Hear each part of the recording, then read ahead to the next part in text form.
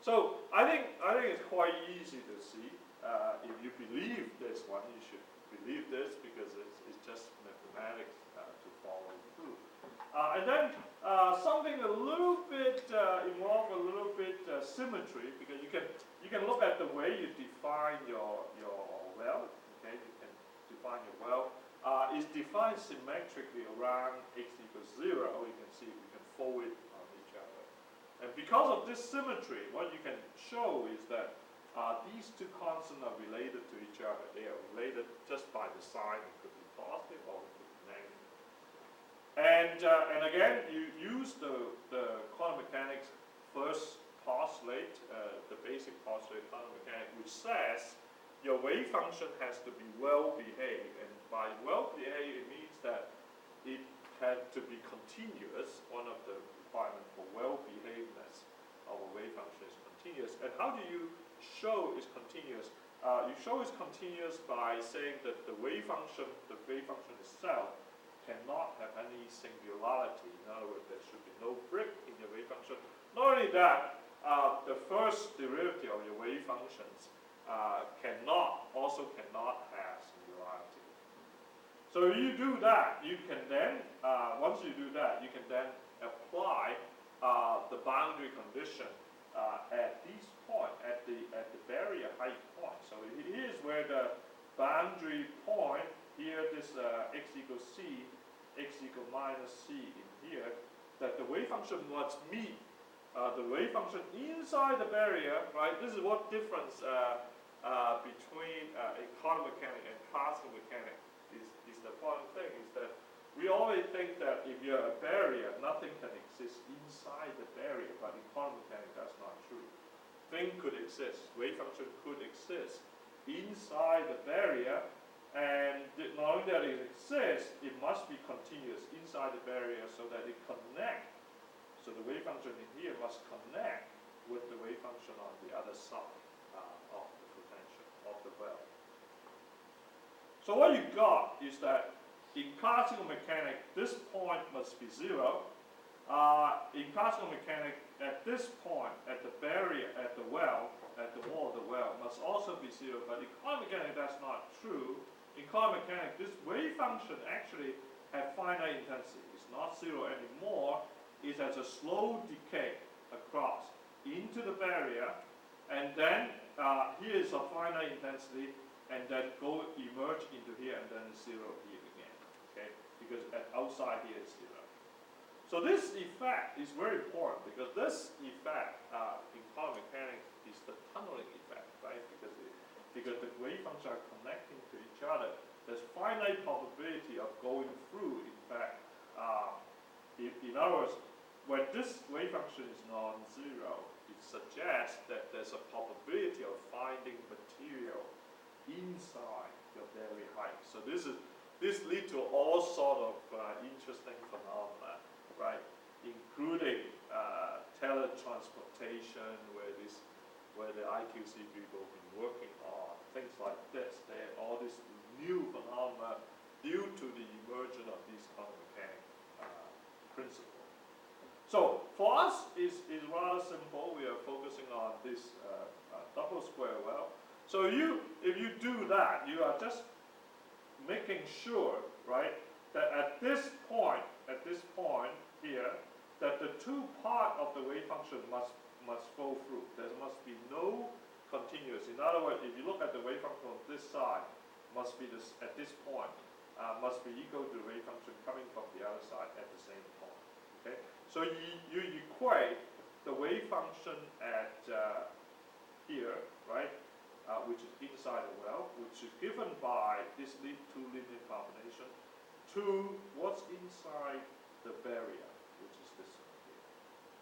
And then you take the derivative of that, and you got the second equation that you have. Okay.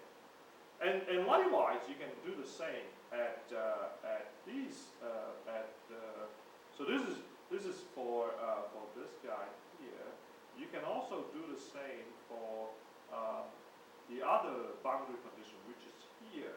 And the other boundary condition is simple, because it's like what we had before. Because outside the well, outside the double well, is 0. So you must require at this point is 0. Whereas inside the well is this form, okay, like this. So then that's it. So you have 3 equations, right? This 3 equations. And you have 3 unknowns. The unknowns are A, B, and C, right? These are the unknowns. So you can solve for this. And it's a couple of pages of math later, right? I don't want to show you this. What you got is a function. It's a hyperbolic function, what they call a hyperbolic function. And what is a hyperbolic function? A hyperbolic function, tangent of x, sorry, the tangent of x is equal to hyperbolic sine function of x divided by hyperbolic cosine function of x. And a hyperbolic, x for hyperbolic, hyperbolic sine function of x is simply defined to be e to the x minus e minus x divided by 2, whereas hyperbolic cosine function of x is e to the x plus e to the minus x divided by 2. So it's basically like exponential function. We need a combination of exponential function to get this hyperbolic function, right? So the solution is a hyperbolic function, right? It's a hyperbolic function. It's a tangent, first of all, tangent multiplied by a hyperbolic function equal to some constant, okay? And to make a long story short, what I really want to get out from this is, so you can say that, let's say, so this is the solution, and you can make some approximation. You can set some limit, right? So you consider the high alpha limit. Let's say alpha is really, really large compared to k. What does that mean? It means that alpha is related to what? Alpha is related to the barrier height, right? Alpha is related to barrier height. So when you say that alpha is very, very large than k, you're saying that you're looking at the ground state, right? You're looking at, you're increasing, right? You're making this barrier height very, very large relative to the location of your wave function. So you are deep down, right? Deep down into the well, right? Into this well. Then what does it mean? It means that, well, if you look up, right?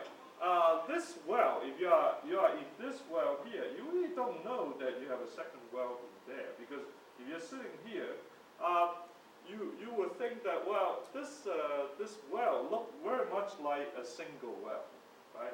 So you would think that if you are deep down in the well, when this barrier height is look almost the same as infinitely